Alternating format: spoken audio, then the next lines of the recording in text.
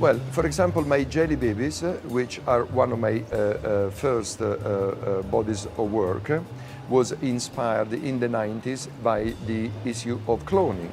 Because after cloning Dolly the sheep, they had developed the technique to be able to clone human beings. And of course, that created a terrible dilemma between cloning and religion, and cloning and medical ethics.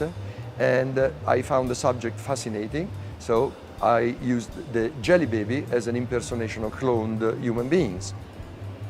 I then went on with a slightly different offshoot, and I made these heart-shaped hand grenades, which in my eyes symbolize love and the explosive power of it, how it can really make you or break you. And I have to say that this was inspired by my wife, Lorena. I am pretty much into all sorts of medium. In fact, I spent my life researching constantly. I was fascinated by trying to discover new ways of doing things. And I started using resin. I was so blown away by the effects that I was constantly achieving by experimenting in the workshop. And also I spent pretty much 5 or 6 years of my life developing the technique to be able to do this. So it's kind of like sometimes the material is in guiding me towards certain directions with my work. Not all the time, but a lot of times. So I love the material so much that, as you can see, I use it in a lot of my work, and it's become pretty much my signature now.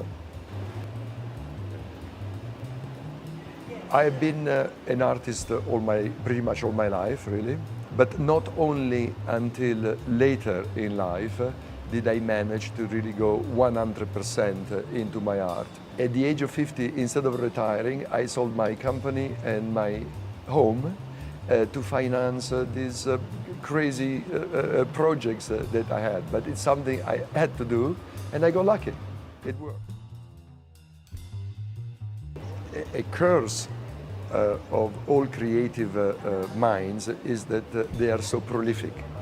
And so I feel very frustrated all the time. No matter what I come up with, I always feel that I'm not doing enough.